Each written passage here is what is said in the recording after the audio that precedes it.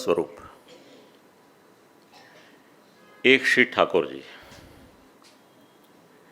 બીજા શ્રી આચાર્યચરણ અને ત્રીજા શ્રી યમુના મહારાણીજી. કૃપા કરવાનો એક સહજ સ્વભાવ ત્રણેય સ્વરૂપનો છે. પ્રકાર અલગ અલગ. શ્રી ઠાકોરજી જીવને શરણે લઈ એનું કલ્યાણ કરે. શ્રી આચાર્યચરણ જીવને બ્રહ્મ સંબંધ કરાવી સાચો માર્ગ બતાવી એનું કલ્યાણ કરે. અને શ્રી યમુનાજી એ જીવ જ્યારે બ્રહ્મ સંબંધ લેશે,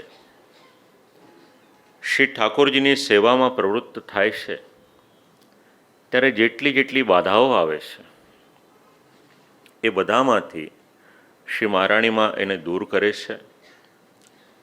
8 પ્રકારની સિદ્ધિઓ અને 8 પ્રકારનું ઐશ્વર્ય, તનુનવત્વ વગેરે કંઈક આપે છે તો શ્રી મહારાણીમાં આપે છે.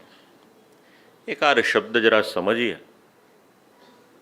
આપ લોકોનો આટલો બધો અનુરાગ છે. આ સિદ્ધિ અને આ ઐશ્વર્ય, એક શબ્દ છે તનુનવત્વ. એટલે જીવ જ્યારે બ્રહ્મ સંબંધ લે, ભગવત સેવા કરવાને માટે પ્રવૃત્તિશીલ થાય, ત્યારે શ્રી મહારાણીમાની કૃપાથી એ જીવને તનુનવત્વ એટલે નવું શરીર એની પ્રાપ્તિ થાય છે. હવે દેહ તો આપણો આનો આ જ છે, બદલાવાનો નથી. પણ જ્યારે શ્રી ઠાકોરજીની ટેલમાં સેવામાં આ જીવ જાય છે, ત્યારે એના અમુક અમુક આવતા અંતરાય, એની બાધાઓ શ્રી મહારાણીમાં દૂર કરે છે.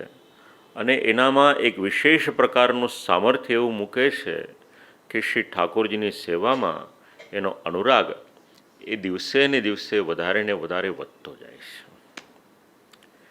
તનુનવત્વની સાથે સાથે જ મુકુંદ રતિવર્ધિની, એટલે રતિ ધીરે ધીરે કરીને પ્રભુની વધારે ને વધારે નજીક લઈ જવાનું કાર્ય અગર કોઈ કરે છે તો શ્રી યમુનાજી કરે છે.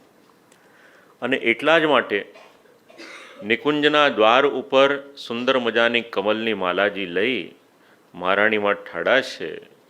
જે જીવ આવે એનો હાથ પકડી શ્રી ઠાકોરજીની પાસે લઈ જઈ અને એનું કલ્યાણ કરવાનું કાર્ય શ્રી મહારાણીમાં કરે છે.